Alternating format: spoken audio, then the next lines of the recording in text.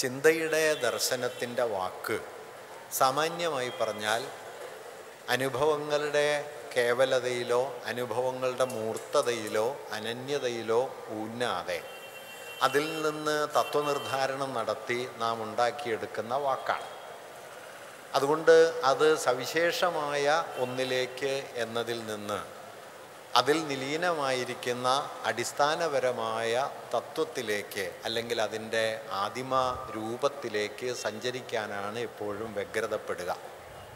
മറിച്ച് കവിതയിലെ വാക്കാകട്ടെ ഇങ്ങനെ സാമാന്യത്തിൽ നിൽക്കാനോ കേവല തത്വങ്ങളിലേക്ക് ചായാനോ അല്ല, മറിച്ച് അനുഭവപരമായ അനന്യതയെ പ്രകാശിപ്പിക്കാനാണ് ശ്രമിക്കുക. നമ്മുടെ 20-ാം നൂറ്റാണ്ടിലെ വലിയ കാവ്യചിന്തകന്മാരിൽ സൗന്ദര്യചിന്തകന്മാരിൽ ഒരാളായിരുന്ന ജോൺ ബർജർ, അദ്ദേഹം എന്തിനാണ് മനുഷ്യർക്ക് കവിത എന്ന ചോദ്യത്തിന് ഉത്തരമായി പറയുന്ന ഒരു കാര്യം, എല്ലാ അനുഭവങ്ങൾക്കും പേരുണ്ടായിരുന്നെങ്കിൽ കവിത ആവശ്യമില്ലായിരുന്നു എന്നാണ്.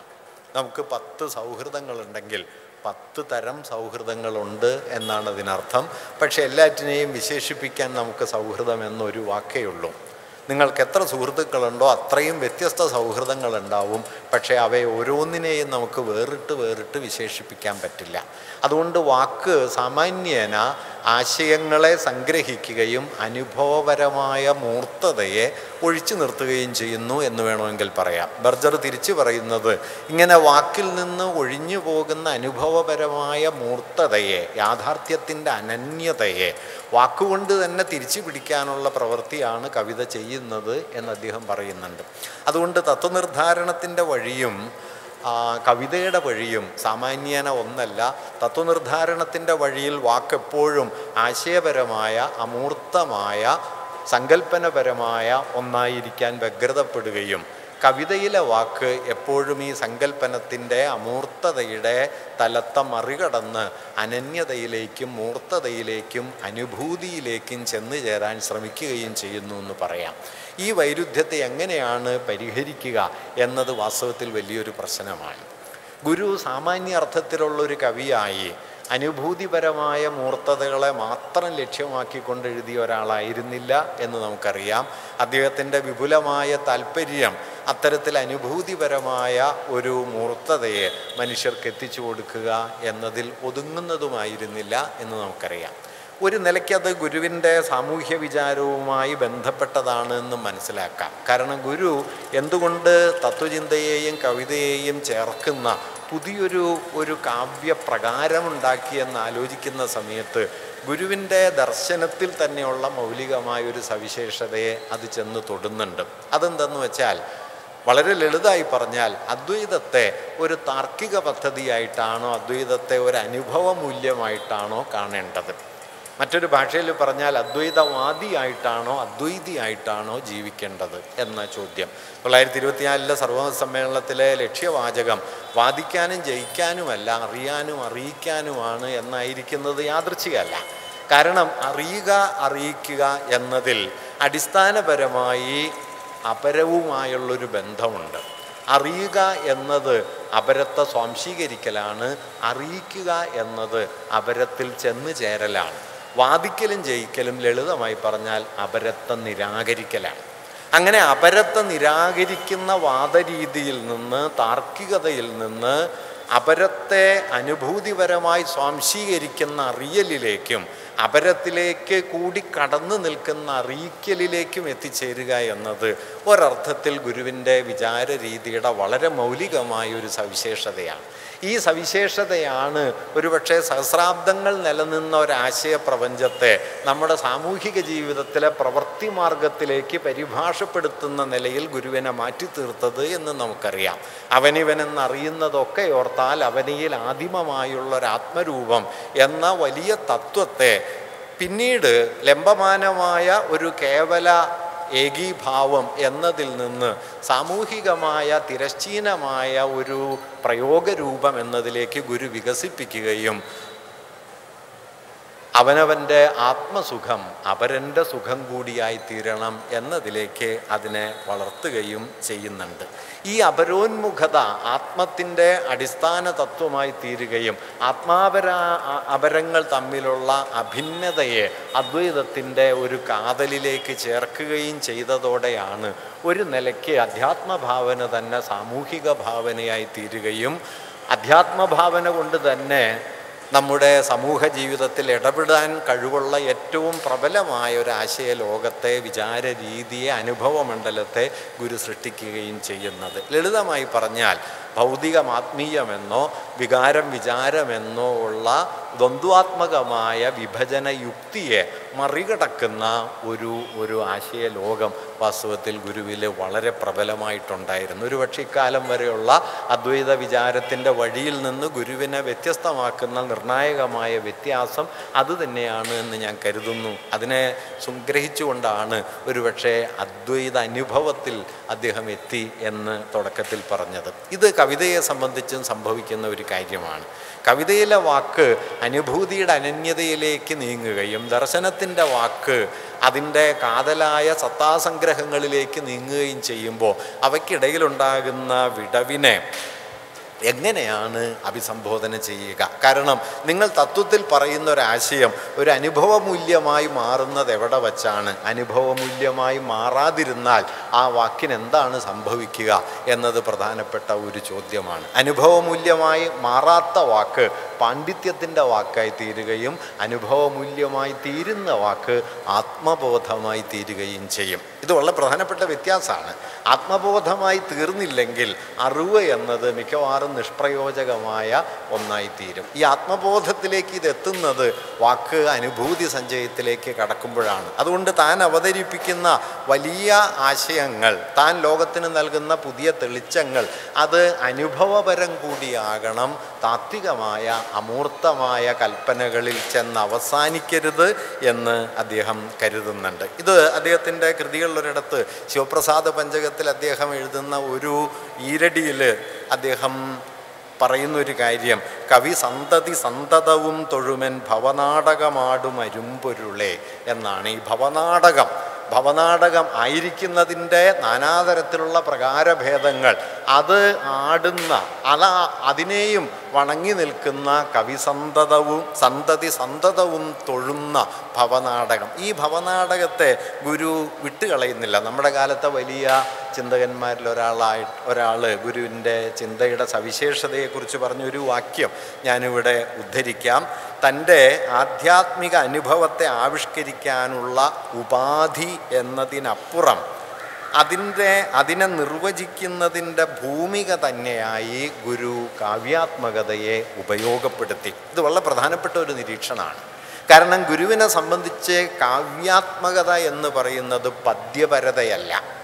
പദ്യത്തിൽ മനോഹരമായ കൽപ്പനാജാലങ്ങളിലൂടെ, മനോഹരമായ ബിംബങ്ങളിലൂടെ, വൃത്തപ്രയോഗങ്ങളിലൂടെ, അലങ്കാരങ്ങളിലൂടെ തനിക്ക് പറയാനുള്ളൊരാശയത്തെ വിന്യസിക്കുക എന്നതിനപ്പുറം അതിനെ അനുഭൂതിയാക്കി തീർക്കുക എന്നതും, കാവ്യാത്മകത എന്നത് വാസ്തവത്തിൽ താൻ മുമ്പോട്ട് വയ്ക്കുന്ന അനുഭവ സഞ്ചയത്തിൻ്റെ, ദർശന സഞ്ചയത്തിൻ്റെ അടിപ്പടവിൽ ഉൾച്ചേർക്കുക എന്നതും ഗുരു കൊണ്ടുവരുന്ന പ്രധാനപ്പെട്ട ഒരു കാര്യമാണ്. ഈ അനുഭവ മൂല്യം അതാണ് നിസാർ മാഷ് എഴുതുമ്പോൾ ഇങ്ങനെ പറഞ്ഞൊരു കാര്യം. തൻ്റെ ആധ്യാത്മിക അനുഭവത്തെ ആവിഷ്കരിക്കാനുള്ള ഒരു ഉപാധിയായിട്ടല്ല, മറിച്ച് അതിനെ നിർവചിക്കുന്നതിൻ്റെ ആധാരം തന്നെയായി കാവ്യാത്മകതയെ മാറ്റുന്നു. നിങ്ങളുടെ ഒരു പ്രയോഗരൂപമല്ല, നിങ്ങളുടെ ഒരു ഉപകരണമല്ല, നിങ്ങൾക്കൊരാശയം പറയാനുള്ള ഒരു ഉപാധിയല്ല, മറിച്ച് നിങ്ങളുടെ അനുഭവ മൂല്യത്തിൻ്റെ ആവിഷ്കരണത്തിൻ്റെ അടിപ്പടവിൽ ഈ കാവ്യാത്മകതയെ സന്നിവേശിപ്പിക്കുന്നു. ഒരുപക്ഷെ ഞാൻ കരുതുന്നത് നമ്മുടെ കാവ്യഭാവനയുടെ ചരിത്രത്തിൽ ഇങ്ങനെ അധ്യാത്മികമെന്ന് വിളിക്കുന്ന ഒരനുഭവ മൂല്യത്തെ ഈ കാവ്യാത്മകത കൊണ്ടുകൂടി ചേർത്തെടുക്കുന്ന വളരെ സവിശേഷമായൊരു സ്ഥാനം ഗുരുവിൽ മാത്രമേ നമുക്ക് കാണാൻ പറ്റൂ. ഇപ്പോൾ പലരും ഉദ്ധരിക്കാറുള്ളൊരു സന്ദർഭമുണ്ടല്ലോ, അദ്ദേഹത്തിൻ്റെ സ്വാനുഭവ ഗീതിയിലെ കുറേ ശ്ലോകങ്ങൾ ഓർമ്മയിൽ നിന്ന് പോയി, നഷ്ടപ്പെട്ടു പോയി, അതൊരിക്കൽ കൂടി പറയണമെന്ന് കരുവാകൃഷ്ണനാശാൻ ഗുരുവിനോട് പറയുന്നു. ഏതാണ്ട് 40ഓളം ശ്ലോകങ്ങൾ അത് നഷ്ടപ്പെട്ടു പോയി, അതൊരിക്കൽ കൂടി പറയണം. ഗുരു കവിത എഴുതുമായിരുന്നില്ല എന്ന് നമുക്കറിയാമല്ലോ. അദ്ദേഹം കവിത മനസ്സിൽ രചിച്ച് അത് പിന്നീട് പറഞ്ഞു കൊടുക്കുകയും ശിഷ്യന്മാർ എഴുതി സൂക്ഷിക്കുകയാണ് ചെയ്യുന്നത്. അങ്ങനെ നഷ്ടപ്പെട്ടു പോയ ശ്ലോകങ്ങൾ പറയണം എന്ന് പറഞ്ഞ സമയത്ത് ഗുരു പറഞ്ഞ മറുപടി വളരെ പ്രധാനപ്പെട്ടതാണ്. അതെഴുതിയ ആൾ ഇപ്പോഴില്ല, മറിച്ച് ഇത് പുതിയൊരാളാണ്. അതുകൊണ്ട് അതിലൂടെ സൂചിതമാകുന്ന പ്രധാനപ്പെട്ട കാര്യം, കവിതയുടെ അനുഭവമൂല്യം എന്ന് പറയുന്നതിനെ പുറത്തു നിർത്തി അതിൻ്റെ ഒരാശയപ്രപഞ്ചത്തെ മാത്രമായി ഗുരു നിർദ്ദേശിക്കുന്നില്ല എന്നതുകൂടിയാണ്. ഇങ്ങനെ തത്വനിർദ്ധാരണത്തിൻ്റെ കേവലമായൊരു വഴിയിലൂടെയല്ല, മറിച്ച് അനുഭവപരമായ മൂർത്തതയിൽ കൂടി ഉറച്ചു നിന്നുകൊണ്ടാണ് ഗുരു സംസാരിക്കുന്നത് എന്ന് വേണമെങ്കിൽ നമുക്ക് കാണാൻ പറ്റും. ഇത് അദ്ദേഹത്തിൻ്റെ മിക്കവാറും പ്രധാനപ്പെട്ട ഉദ്ബോധന രചനകളിലൊക്കെ ഏറിയും കുറഞ്ഞും വന്നു പോകുന്നുണ്ട്. എല്ലാ രചനകളിലുമുണ്ട്. ഉദ്ബോധനാത്മക രചനകളിലെത്തുമ്പോൾ അത് വളരെ കൂടുതൽ നമുക്ക് കാണാനായിട്ട് കഴിയുകയും ചെയ്യും. പാഴമേറും നിൻമഹസാം ആഴിയിൽ ഞങ്ങളാകവേ ആഴണം വാഴണം എന്നുള്ള ഗഹനമായ ആദർശത്തിലേക്കോ ആശയത്തിലേക്കോ, നീയല്ലോ സൃഷ്ടിയും സൃഷ്ടാവായതും സൃഷ്ടിജാലവും എന്ന ആശയമൊക്കെ വിന്യസിക്കുന്നതിനോടൊപ്പം തന്നെയാണ് അന്നവസ്ത്രാദി മുട്ടാതെ തന്നു രക്ഷിച്ച് ഞങ്ങളെ ധന്യനാക്കുന്ന നീ ഒന്ന് തന്നെ ഞങ്ങൾക്ക് തമ്പുരാൻ എന്നോ, അല്ലെങ്കിൽ തുടക്കത്തിൽ നമ്മൾ കാണുന്ന ദൈവമേ കാത്തുകൊള്ളുക അങ്ങ് കൈവിടാതിങ്ങു ഞങ്ങളെ, നാവികൻ നീ ഭവാബ്ധിക്കൊരാവി വൻതോണി എന്ന് ഒരുപക്ഷെ മലയാള കവിതയിൽ ആദ്യമായിട്ട് ഈ ആവി വൻതോണി എന്ന സവിശേഷമായൊരു പ്രയോഗം അതവിടെ തീരുന്നില്ല. അദ്ദേഹത്തിൻ്റെ മറ്റു കൃതികളിലും ചിലയിടങ്ങളിലൊക്കെ വളരെ ആധുനികമായ അടയാളങ്ങൾ വന്നു നിൽക്കുന്നത് നമുക്ക് കാണാം. ജരാനരകളെക്കുറിച്ച് എഴുതുന്ന സമയത്ത് റെയിലിൻ വേഗം ജയിക്കും ജരാനര മുതലാം മൂഢവും ഞാനുമായി, ജയിലിൽ പാർപ്പാൻ ഞെരുക്കം ജവമയി പരമൻ ചിത്സുഖം നൽകിടേണം എന്ന് ഗുരു എഴുതുന്നുണ്ട്. ജയിലെന്നും റെയിലെന്നുമൊക്കെ ഒരു പക്ഷേ നമ്മുടെ അധ്യാത്മവിചാരത്തിൻ്റെ വഴിയിലേക്ക് ഒരു പദകൽപ്പന രൂപപ്പെട്ടു വരുന്നുണ്ട്. ഇത് വളരെ പ്രസിദ്ധമായ നമ്മുടെ അദ്ദേഹത്തിൻ്റെ ഏറ്റവും പ്രസിദ്ധമായ പ്രയോഗങ്ങളിൽ തന്നെ കാണാൻ പറ്റും. ഒരു ജാതി, ഒരു മതം, ഒരു ദൈവം, മനുഷ്യന് എന്ന് പറഞ്ഞതിന് ശേഷം ഒരു യോനി, ഒരാകാരം, ഒരു ഭേദവുമില്ലതിൽ എന്ന് വളരെ മൂർത്തമായ ശരീരഭാഷയിലേക്ക് ഗുരു വരുന്നുണ്ട് എന്ന് നമുക്കറിയാം. അത് ജാതിയെക്കുറിച്ച് പറയുന്നിടത്തെല്ലാം ഈ ശരീരം വരും. പുണർന്നു പെറുന്നതെല്ലാം ഒരിനമാം എന്ന് പറയും. എന്തുകൊണ്ടാണ് ശരീരത്തിൻ്റെ ഇത്രയും പ്രകടവും മൂർത്തവുമായ രൂപകങ്ങളിലേക്ക് കൽപ്പനകളിലേക്ക് ഗുരു വരുന്നത് എന്ന് ചോദിച്ചാൽ, ഞാൻ നേരത്തെ പറഞ്ഞ ജാതി എന്ന യാഥാർത്ഥ്യം ഇന്ത്യയിൽ നിലനിന്നത് അമൂർത്തമായ തത്വമായിട്ടല്ല, കേവല ആശയങ്ങളായിട്ടല്ല, ആത്മത്തെയും ബ്രഹ്മത്തെയും കുറിച്ചുള്ള തത്വവിചാരങ്ങളുടെ രൂപത്തിലല്ല, ശരീരമായിട്ടാണ്. തൊട്ടുകൂടാത്തവർ, തീണ്ടിക്കൂടാത്തവർ, ദൃഷ്ടിയിൽപ്പെട്ടാൽ ദോഷമുള്ളോർ എന്നിങ്ങനെ ശരീരമെന്ന മൂർത്തമായ ഒരു അനുഭവസ്ഥാനത്താണ് ജാതി പ്രവർത്തിച്ചത് എന്നതുകൊണ്ട് ഈ അനുഭവപരമായ മൂർത്തതയെ മുൻനിർത്തി തന്നെ ഗുരു അതിനെ മറികടക്കാൻ ശ്രമിക്കുകയും നമ്മുടെ ഭാഷയിലെ ഏറ്റവും ഗംഭീരമായ അധ്യാത്മവിപ്ലവത്തിൻ്റെ ഏറ്റവും ഉന്നത സ്ഥാനത്തെത്തിയ ഒരു ഇരടിയിലേക്ക് ശരീരത്തിൻ്റെ മൂർത്തമായ അടയാളങ്ങൾ അദ്ദേഹം കൊണ്ടുവരികയും ചെയ്യുന്നു എന്ന് പറയാം. അങ്ങനെ കേവല തത്വമാകാതെ എല്ലാവരും ഒരേ ബ്രഹ്മാനുഭൂതിയുടെ ആവിഷ്കാരങ്ങളാണെന്നോ ബ്രഹ്മാംശ സംഭവരാണെന്നോ ഒരേ ചൈതന്യത്തിൻ്റെ പ്രകാശനങ്ങളാണെന്നോ തത്വമായി പറയല്ല, മറിച്ച് ഒരു ജാതി, ഒരു മതം, ഒരു ദൈവം, ഒരു യോനി, ഒരാകാരം, ഒരു ഭേദവുമില്ലതിൽ എന്ന് പറയുന്നു. ഇങ്ങനെ മൂർത്തമായൊരു അനുഭവസ്ഥാനത്തേക്ക് കൂടി തൻ്റെ രചനയെ, തൻ്റെ ആവിഷ്കാരങ്ങളെ നിരന്തരം കൊണ്ടുവരികയും ഒരുപക്ഷെ അതിനെ റദ്ദാക്കി കളയുന്ന കേവലമായ കൽപ്പനകളോട് തൻ്റെ കവിത കൊണ്ട് തന്നെ, തൻ്റെ കാവ്യാത്മക ഭാഷ കൊണ്ട് തന്നെ ഇടയുകയും ചെയ്യുന്ന ഒരു കവിയെ നമുക്ക് ഗുരുവിൽ കാണാം. ഇപ്പോൾ ഗുരു കവിത എഴുതുന്ന കാലത്ത് കേരളത്തിൽ പ്രബലമായിരുന്ന രണ്ട് കാവ്യരചനാ രീതികളോടും ഗുരു ചേർന്നു പോയില്ല. ഒരു ഭാഗത്ത് അത് നിയോ ക്ലാസിക്കൽ പാരമ്പര്യത്തിൻ്റെ വഴിയിൽ സഞ്ചരിച്ചില്ല, മറുഭാഗത്ത് അത് പുതുതായി രൂപപ്പെട്ടു വരുന്ന വളരെ വ്യക്തികേന്ദ്രിതമായ ആധുനികമായ കർത്തൃത്വത്തെയും അതിൻ്റെ അനുഭവ ലോകത്തെയും പ്രകാശിപ്പിക്കുന്ന റൊമാൻറ്റിക്കായ കാൽപ്പനികമായ കാവ്യഭാവനയോടും ഗുരു ചേരുകയുണ്ടായില്ല. ഈ കാൽപ്പനികമായ കാവ്യഭാവനയിലാണ് ബലിഷ്ഠവും ഏകാന്തവുമായ ഒരു വ്യക്തിത്വത്തെ, ഒരു മനുഷ്യ സത്തയെക്കുറിച്ചുള്ള സങ്കല്പം വരുന്നതും ആ മനുഷ്യ വ്യക്തിത്വത്തിൻ്റെ ഭിന്നപ്രകാരങ്ങളെ, സംഘർഷങ്ങളെ, സങ്കടങ്ങളെ ഒക്കെ പ്രകാശിപ്പിക്കുന്ന മട്ടിൽ നമ്മുടെ കവിത പുതുവഴിയിലേക്ക് തിരിയുകയും ചെയ്തത്. ഗുരു ആ വഴിയിലേക്കല്ല പോകുന്നത് എന്ന് അദ്ദേഹത്തെ നോക്കിയാൽ അറിയാം. എന്നാൽ അതിനു മുമ്പുണ്ടായിരുന്ന അലങ്കാരപ്രധാനമായ വർണ്ണനകൾ കൊണ്ടും കെട്ടുകാഴ്ചകൾ കൊണ്ടും പദയോജനയുടെ വൈചിത്ര്യങ്ങൾ കൊണ്ടുമൊക്കെ അന്ന് എഴുത്തുകാരെ പ്രലോഭിപ്പിച്ചിരുന്ന നിയോക്ലാസിസത്തിൻ്റെ വഴിയിലും ഗുരു നീങ്ങേണ്ടായില്ല. ഒരു നിലയ്ക്ക് നോക്കിയാൽ ആധുനികമായ കാവ്യകൽപ്പനാ രീതികളോടും തൻ്റെ കാലത്ത് പ്രബലമായിരുന്ന ആധുനികമായ കാവ്യകൽപ്പനാ രീതികളോടും അതിനു മുമ്പ് നിലനിന്നിരുന്ന നിയോക്ലാസിസത്തിൻ്റെ പാരമ്പര്യത്തിൻ്റെ കാവ്യനിർമ്മാണ രീതിയോടും ഒരുപോലെ വിയോജിച്ചുകൊണ്ടാണ് ഗുരു എഴുതിയത്. ഗുരുവിൻ്റെ കൃതികൾ ശ്രദ്ധിച്ചാൽ തന്നെ അത് പല വഴിയിൽ സഞ്ചരിക്കുന്നു. അതിനുള്ളിൽ തന്നെ ഒരു ബഹുസ്വര ലോകം നിലനിൽക്കുന്നത് നമുക്ക് കാണാം. 3 ഭാഷയിൽ അദ്ദേഹം എഴുതി.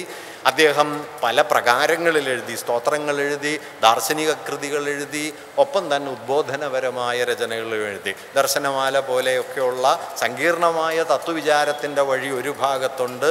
അനുകമ്പാ ദശകം പോലെ ഏറ്റവും സരളമായി മലയാള ഭാഷ പ്രകാശിപ്പിക്കപ്പെട്ട ഇടങ്ങൾ മറുഭാഗത്തും ഉണ്ട്. ഇങ്ങനെ തന്നിൽ തന്നെ ഒരയവായി, തന്നിൽ തന്നെ കാവ്യാത്മകതയെക്കുറിച്ചുള്ള ഒരു തുറസായി, അതുവരെ അപ്പം നിലനിന്നിരുന്ന പ്രധാനപ്പെട്ട കാവ്യ സമ്പ്രദായങ്ങളോടുള്ള മൗലികമായ ഒരു വിയോജിപ്പായി ഗുരുവിൻ്റെ കവിത മാറുന്നുണ്ട്. നേരത്തെ ഇവിടെ ഉദ്ധരിച്ച ആ ശ്ലോകത്തിൽ, അവിയാനന്ദ സ്വാമി ഉദ്ധരിച്ച ആ ശ്ലോകത്തിൽ ഒരുപക്ഷെ നിങ്ങൾക്കിത് മറ്റൊരു നിലയിൽ കൂടി കാണാനായിട്ട് കഴിയും. സ്പഷ്ടം നിലാവങ്ങ് നീങ്ങി ദിനകരനുദയം ചെയ്തു ചന്ദ്രൻ മറഞ്ഞു, തട്ടിത്തട്ടി പെരുകി പെരുവെളിയതിലാക്കിയിടുവാൻ പിന്നെയാട്ടെ, കഷ്ടം ദീനം പിടിച്ചോ മതിരയതു കുടിച്ചോ കിടക്കുന്നു ലോകർ കുത്തിഷ്ടോത്തിഷ്ട ശീഘ്രം നദിയിൽ മുഴുകുവാൻ കാലമായി വന്നിതിപ്പോൾ എന്നിടത്ത് താൻ എത്തിച്ചേരേണ്ടുന്ന പരമപദത്തിൻ്റെ സൂചന നിൽക്കെ തന്നെ കഷ്ടം ദീനം പിടിച്ചോ മതിരയതു കുടിച്ചോ കിടക്കുന്നു ലോകർ കുത്തിഷ്ടോത്തിഷ്ട ശീഘ്രം, അവരെ മറ്റൊരു നിലയിൽ എത്തിക്കേണ്ടതുണ്ട് എന്നുകൂടിയുള്ള ബോധ്യം. ചട്ടമ്പിസ്വാമി ഗുരുവിനോട് ചോദിച്ചു എന്ന് പറയുന്ന പഴയ ചോദ്യമുണ്ടല്ലോ, ഇപ്പോൾ പ്രവൃത്തിയാരായോ എന്ന ചോദ്യത്തിന് പ്രവൃത്തിയുണ്ട് ആരില്ല എന്ന് ഉത്തരം പറഞ്ഞ ഗുരുവിൻ്റെ മറുപടി പ്രസിദ്ധമാണല്ലോ. ഈ ആരില്ലായിക എന്നതും എന്നാൽ പ്രവൃത്തി ഉണ്ടായിരിക്കുക എന്നതും ഒരുപക്ഷെ ഞാൻ നേരത്തെ പറഞ്ഞ ദ്വന്ദ്വഭാവനയെ മറികടക്കുന്നതിൻ്റെ മറ്റൊരു രൂപമാണ്. ഞാൻ പറഞ്ഞു വന്നത് തത്വവിചാരത്തെയും കാവ്യാനുഭൂതിയെയും ചേർത്ത് വയ്ക്കുന്ന, അല്ലെങ്കിൽ തത്വവിചാരത്തിൻ്റെ അമൂർത്തതയെയും കവിതയുടെ അനന്യമായ പദനിർമ്മാണ ചാരുതയെയും കൂട്ടിയിണക്കുന്ന ഗുരുവിൻ്റെ ഒരു രചനാരീതി കവിതയുടെ മാത്രം ഒരു പ്രശ്നമല്ല, ഒരർത്ഥത്തിൽ അദ്ദേഹം ഉൾക്കൊള്ളുന്ന ഒരു ലോകവീക്ഷണത്തിൻ്റെയോ അദ്ദേഹം മുമ്പോട്ട് വെച്ച അനുഭവമണ്ഡലത്തിൻ്റെയോ ഉള്ളടക്കം കൂടിയാണ്. അതുകൊണ്ട് പ്രവൃത്തിയുണ്ട്, പക്ഷേ ആരില്ല എന്നത്. പ്രവൃത്തിയിൽ നിന്ന് നമ്മുടെ കാലത്തെ വലിയ ചിന്തകന്മാരിലൊരാൾ അതിനെ വിശേഷിപ്പിക്കാൻ ഒരു സവിശേഷമായ സങ്കല്പന മുമ്പോട്ട് വെച്ചത് നിർബാധ്യത എന്നാണ്. നിസാർ അഹമ്മദ് മാഷ് അങ്ങനെ പറയുന്നുണ്ട്. അതായത് നിർബാധ്യതയാണ്, പ്രവൃത്തിയുണ്ട്, പക്ഷേ ആ പ്രവൃത്തിയിൽ തൻ്റേതായ സവിശേഷ ആഭിമുഖ്യങ്ങളില്ല, എന്നാൽ പ്രവൃത്തിയെ കൈവിടുന്നുമില്ല. അതാണ് പ്രവൃത്തിയുണ്ട് ആരില്ല എന്ന് പറയുന്നത്. ഈ ആരില്ലാത്ത പ്രവൃത്തിയാണ് ഒരർത്ഥത്തിൽ അപരനു വേണ്ടി അഹർനിശം പ്രയത്നം കൃപണത വിട്ടു കൃപാലു ചെയ്തിടുന്നു എന്ന വരിയായിട്ടോ, കൃപണൻ അധോമുഖമായി കിടന്നു ചെയ്യുന്ന അപജയകർമ്മം അവനു വേണ്ടി മാത്രമെന്നോ, ഒരുവന് നല്ലതും അന്യനല്ലലും ചേർപ്പൊരു തൊഴിൽ ആത്മവിരോധി ഓർത്തിടേണം എന്നിങ്ങനെ നമ്മുടെ അനുഭവപരമായ സൂക്ഷ്മസ്ഥാനങ്ങളെ വന്ന് തൊടുന്ന നിലയിൽ അദ്ദേഹത്തിൻ്റെ കവിതയിൽ തെളിയുന്നത്. ഇപ്പം അനുകമ്പാ ദശകം നോക്കിയാൽ തന്നെ 2 ക്രമങ്ങൾ കാണാൻ പറ്റും എന്നാണ് ഞാൻ കരുതുന്നത്. ഇപ്പോൾ ഒരു ഭാഗത്ത് അനുകമ്പ എന്ന ആശയത്തെ അതിൻ്റെ തത്വവിചാരപരമായ സൂക്ഷ്മസ്ഥാനത്തേക്ക് കൊണ്ടുപോകുക. അരുളൻപനുകമ്പ മൂന്നിനും പൊരുളൊന്നാണിത് ജീവതാരകം, അരുളുള്ളവനാണ് ജീവി എന്നുരുവിട്ടിടുക ഈ നവാക്ഷരി എന്ന് പറയും. ഇത് പൊതുവിൽ തത്വവിചാരത്തിൻ്റെ ഒരു വഴിയിലൂടെയുള്ള സഞ്ചാരമാണ്. പക്ഷെ തൊട്ടു പിന്നാലെ അദ്ദേഹം കൊണ്ടുവരുന്നത് അരുളില്ല അതങ്കിൽ അസ്ഥിതോൾ നാറും ഒരു ഉടമ്പു താനവൻ മരുഭൂവിൽ പ്രവഹിക്കും അമ്പു ആ പുരുഷൻ നിഷ്ഫല ഗന്ധപുഷ്പമാം.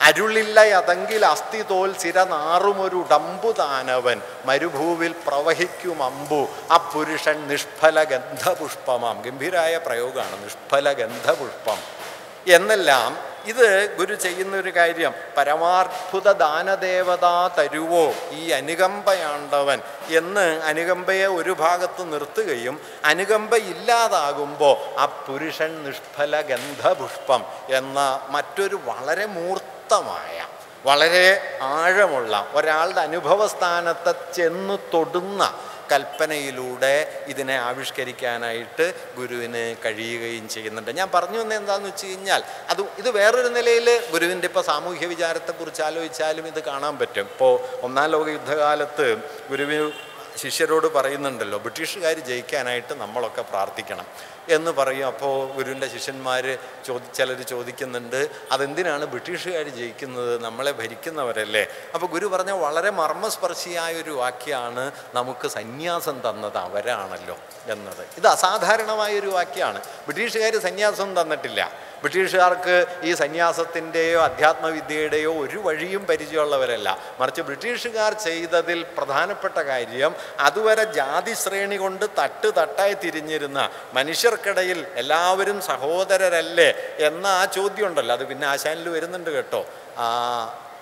വീണപ്പൂവിൽ നമുക്ക് കാണാം, ഒന്നല്ലി നാമ ഈ സഹോദരരല്ലി പൂവേ, ഒന്നല്ലി കൈഹ ചമിച്ചതു നമ്മയെല്ലാം എന്ന ആശാൻ ഈ സാഹോദര്യത്തെ പല നിലയിൽ പിന്നെ വിടർത്തുന്നുണ്ട്.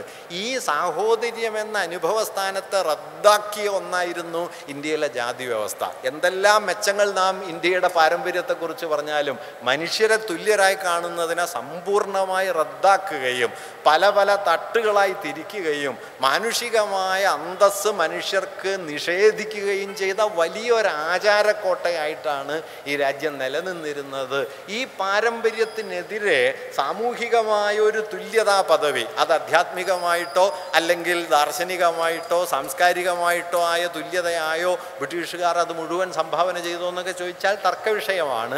പക്ഷേ പൗരത്വം എന്ന നിലയിലേക്ക്, ജാതി ശരീരത്തിൽ നിന്ന് പൗരശരീരം എന്ന നിലയിലേക്കുള്ള മനുഷ്യരുടെ മാറ്റത്തിൻ്റെ ആദ്യത്തെ ഒരു പടവ് വാസ്തവത്തിൽ കോളനി വാഴ്ച കൊണ്ടുവന്നിരുന്നു. അല്ലെങ്കിൽ ശിരച്ഛേദം ചെയ്യപ്പെട്ട ശംഭൂകനെ പോലെയോ ഒക്കെ ആയിത്തീരാവുന്ന ഒരു സാധ്യതയിൽ നിന്നാണ് നമുക്ക് സന്യാസം കൈവന്നത് എന്ന് ഗുരു പറയുന്നത് സാമൂഹികതയെക്കുറിച്ചുള്ള വലിയ ബോധ്യങ്ങളെ തൻ്റെ അധ്യാത്മബോധത്തോടുകൂടി അദ്ദേഹം ചേർത്ത് വയ്ക്കുന്നു. ഇത് മതങ്ങളെക്കുറിച്ച് പറയുമ്പോൾ ഉണ്ട്.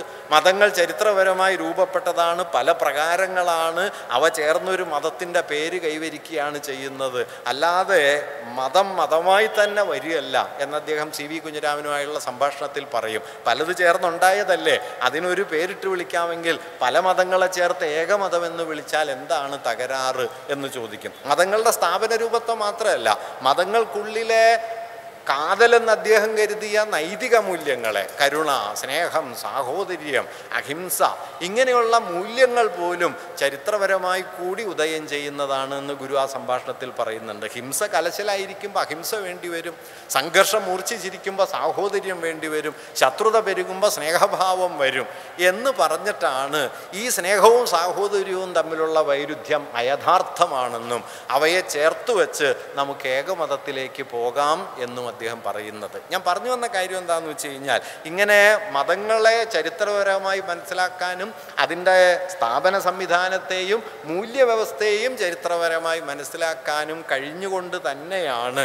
ഗുരു അദ്ദേഹത്തിൻ്റെ അധ്യാത്മവിചാരത്തെ വികസിപ്പിച്ചത്. അല്ലാതെ അതിഭൗതികമായൊരു ഉൽപ്പത്തിയും അതിഭൗതികമായ കുറേ സങ്കല്പങ്ങളും മനുഷ്യർക്ക് മേൽ വിക്ഷേപിച്ചുകൊണ്ട് അല്ല എന്നതും ഗുരുവിനെ സംബന്ധിച്ച് ശ്രദ്ധിക്കേണ്ട ഒരു കാര്യമാണ്. അപ്പം ഇങ്ങനെ സാമൂഹികത, വൈയക്തികത, ആധ്യാത്മികത, ഭൗതികത, കവിത, ദർശനം, ശരീരം, ആത്മാവ്, വികാരം, വിചാരം എന്നിങ്ങനെ നമുക്കുമേൽ കെട്ടിവയ്ക്കപ്പെട്ട വിഭജനത്തിൻ്റെ യുക്തിക്കെതിരെയുള്ള ചിന്താപരമായ വലിയൊരു മുന്നേറ്റം ഗുരുവിലുണ്ട്. അത് കവിതയിൽ മാത്രമായിട്ടുള്ളതല്ല, അത് ഗുരുവിൻ്റെ ചിന്താമണ്ഡലത്തിൽ അപ്പാടെ ഈ വിഭജനങ്ങളെ മറികടന്നു പോകുന്ന ഒരു ഏകീഭാവത്തിൻ്റെ അവതരണമുണ്ട്.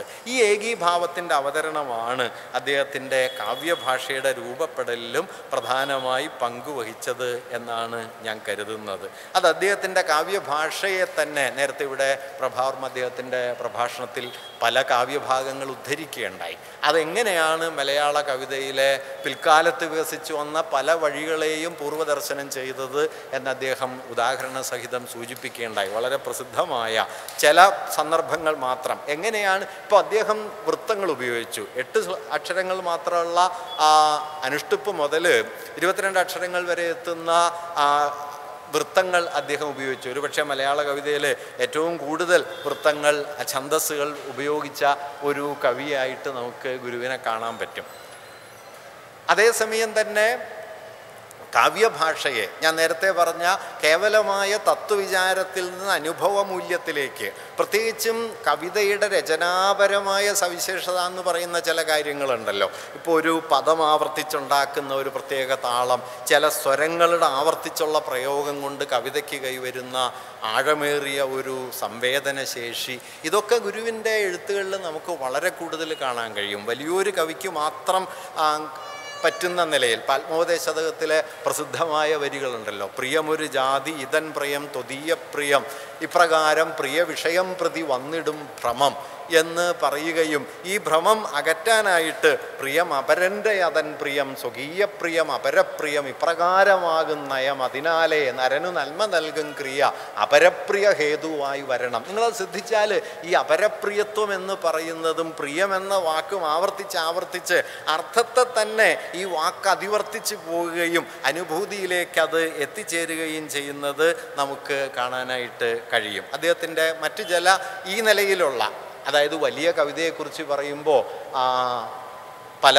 കാവ്യ ചിന്തകരും പറയാനുള്ളൊരു കാര്യം, അവിടെ വാക്ക് അതിൻ്റെ ശബ്ദരൂപം തന്നെ അർത്ഥാനുഭവമായി തീരുന്നു എന്ന് പലരും പറയാറുണ്ട്. ഇപ്പോൾ വലിയ കവികളിൽ അങ്ങനെ സംഭവിക്കുന്നു എന്ന് പറയാറുണ്ട്. നമ്മുടെ ചില പഴയ നിരൂപകരൊക്കെ സുപ്രീം പോയറ്റിക് അട്ടറൻസ് എന്നൊക്കെ അതിനെക്കുറിച്ച് പറയാറുമുണ്ട്. ഇപ്പോൾ ചിന്താവിഷ്ടയായ സീതയുടെ അവസാന ഭാഗത്ത് കുമാരനാശാൻ സീത ഈ പ്രകൃതിയോട് യാത്ര പറയുന്ന ഭാഗങ്ങളൊക്കെ നോക്കിയാൽ ഒരുപക്ഷെ നമുക്കിത് കാണാനായിട്ട് കഴിയും. മനസ്സിനിയിൽ ചങ്ങമ്പുഴയെ നോക്കിയാൽ ദേവനികേത ഹിരൺമയമകുടം മേവീ ദൂരദ്യുതി വിതറി പൊന്നിൻ കൊടിമര മുകളിൽ ശബളിത സന്നോജ്വലമൊരു കൊടിമാറി എന്ന് തുടങ്ങുന്ന വരികളോ, അല്ലെങ്കിൽ ചിന്താവിഷ്ടയായ സീതയുടെ അവസാന ഭാഗത്ത് സീത നടത്തുന്ന വിടപറയലുണ്ട്. ഇനി യാത്ര പറഞ്ഞിടട്ട ഹാ ദിനസാമ്രാജ്യപദേ ദിവസ്പദേ എന്ന് തുടങ്ങുന്ന, അല്ലെങ്കിൽ ചന്ദ്രനോട് പറയുന്ന വരികൾ, നക്ഷത്രങ്ങളോട് പറയുന്ന, സന്ധ്യയോടും പ്രഭാതത്തോടുമൊക്കെ സീത നടത്തുന്ന യാത്ര പറച്ചിലുകൾ, ആ വരികളൊക്കെ നോക്കിക്കഴിഞ്ഞാൽ അവിടെയൊന്നും വാക്കിൻ്റെ അർത്ഥത്തിനപ്പുറത്തേക്ക് വാക്ക് കടന്നു പോവുകയും വലിയ കവികളിൽ, ഇപ്പോൾ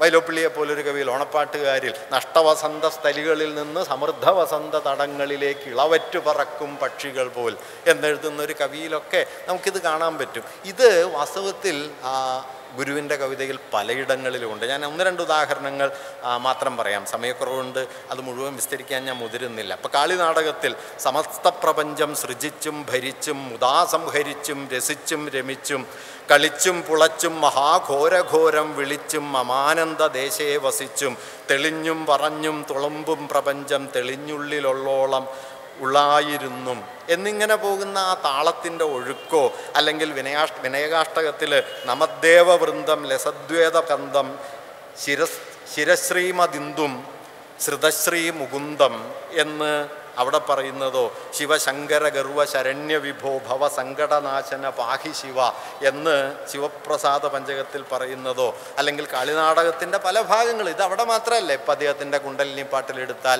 അങ്ങനെ മിക്കവാറും സ്ഥലങ്ങളിൽ പിൽക്കാലത്ത് മലയാള കവിതയിൽ വളരെ പ്രാബല്യം നേടിയ വാക്കിൻ്റെ ഒരു ആവർത്തനം കൊണ്ട് ഉണ്ടായി വരുന്ന അനുഭൂതിയുടെ വലിയൊരു ലോകത്തെ നമുക്ക് കാണാൻ പറ്റും. ഇപ്പോൾ ചങ്ങമ്പുഴയെക്കുറിച്ച് എഴുതുമ്പോൾ കേസരി ബാലകൃഷ്ണപിള്ള പറയുന്നൊരു കൽപ്പനയുണ്ട്. അദ്ദേഹം കവിതയെ മാനുഷികാത്മാവോട് കൂടിയ പക്ഷിയുടെ നാദമാക്കി മാറ്റി എന്നാണ്. പക്ഷിയുടെ നാദം കേവല ശബ്ദമാണ്, മാനുഷിക ആത്മാവോടുകൂടിയ പക്ഷിയുടെ നാദമായി എന്ന് പറയുന്നു. അവിടെ നാദം അതിൽ തന്നെ പ്രവർത്തിക്കാൻ തുടങ്ങുന്നു, നാദം അതിൽ തന്നെ അനുഭൂതിയായിത്തീരുന്നു, അർത്ഥത്തെ അത് മറികടന്നു പോവുകയും ചെയ്യുന്നു. കാളിനാടകമോ അല്ലെങ്കിൽ ഈ കുണ്ടലിനിപ്പാട്ടോ അതുപോലുള്ള അദ്ദേഹത്തിൻ്റെ ഗുരുവിൻ്റെ കൃതികളോ ചൊല്ലി നോക്കിയാൽ നിശ്ചയമായിട്ടും ഈ അനുഭവമണ്ഡലം നമുക്ക് തെളിഞ്ഞു കിട്ടും എന്നാണ് ഞാൻ കരുതുന്നത്. ഏതായാലും ഞാൻ പറഞ്ഞു വന്ന ആശയം കൂടുതൽ വിശദാംശങ്ങളുണ്ട്, സമയക്കുറവുകൊണ്ട് ഞാൻ അതിലേക്ക് കടക്കുന്നില്ല. ഞാൻ പറഞ്ഞു വന്നൊരാശയം. അതുകൊണ്ട് ഗുരുവിൽ എന്തുകൊണ്ട് കവിതയും ദർശനവും ചേർന്ന് നിൽക്കുന്നു, എങ്ങനെ ചേർന്ന് നിൽക്കുന്നു എന്ന് ചോദിക്കുന്ന സമയത്ത് അത് ഗുരുവിൻ്റെ കവിതാരചനയുടെ മാത്രമായൊരു സവിശേഷതയായിട്ടോ കാവ്യനിർമ്മാണപരമായി ഗുരു എത്തിച്ചേർന്ന ഒരു വിശിഷ്ട സിദ്ധിയുടെ ഫലമായിട്ടോ മാത്രം ചുരുക്കിക്കൂടാ എന്നും ഒരുപക്ഷെ അദ്ദേഹം നമ്മുടെ ജീവിത പരിസരത്ത് നിലനിന്ന വിഭജനത്തിൻ്റെ യുക്തികളെ പല നിലകളിൽ മറികടന്നതിൻ്റെ ഒരാവിഷ്കാരമായിരുന്നു അദ്ദേഹത്തിൻ്റെ കാവ്യജീവിതം എന്നാണ്. ഗുരു തന്നെ ഒരിടത്ത് പറയുന്നുണ്ടല്ലോ, ആത്മീയം ഭൗതികം എന്നല്ല, ശരീരത്തിന് പല ഭാഗങ്ങൾ വേണം, അതിൻ്റെ ചേർച്ചയിലാണ് ശരീരം ഭദ്രമാവുക എന്നതുപോലെ വാസ്തവത്തിൽ അനുഭൂതിയുടെ ഈ സൂക്ഷ്മലോകവും തത്വവിചാരത്തിൻ്റെ അമൂർത്ത ലോകവും തമ്മിൽ ചേർന്ന് നിൽക്കുന്ന ഒരു കാവ്യമണ്ഡലത്തെ രൂപപ്പെടുത്താനാണ് ഗുരു ശ്രമിച്ചത് എന്ന് തോന്നുന്നു. ഒരുപക്ഷേ അത് രണ്ടും ചേർന്ന് നിൽക്കുന്ന ഒരു കാവ്യവിചാര മണ്ഡലം എന്ന ആശയം നമ്മുടെ കാവ്യചർച്ചയിൽ വേരുപിടിക്കാത്തൊരു കാലത്തായിരുന്നു എന്നതുകൊണ്ട് കൂടിയാകാം നമ്മുടെ സാഹിത്യ വിചാരത്തിൽ ഗുരുവിൻ്റെ കാവ്യാത്മകത അത്രയൊന്നും മുൻപ് പ്രധാനമായി പരിഗണിക്കപ്പെടാതിരുന്നത്. ആ ഒരു കാവ്യാത്മകതയെക്കുറിച്ചുള്ള പുതിയ ബോധ്യം ഇന്ന് തെളിഞ്ഞു വരുന്നതിൻ്റെ പശ്ചാത്തലത്തിൽ ഗുരു കൂടുതൽ കാവ്യാത്മകമായൊരനുഭവ മൂല്യം എന്നതിലേക്ക് കൂടുതൽ ഉണർന്നു വരുന്നുണ്ട് എന്നുകൂടി സൂചിപ്പിക്കുന്നു. നിങ്ങൾക്കെല്ലാവർക്കും എൻ്റെ അഭിവാദനം.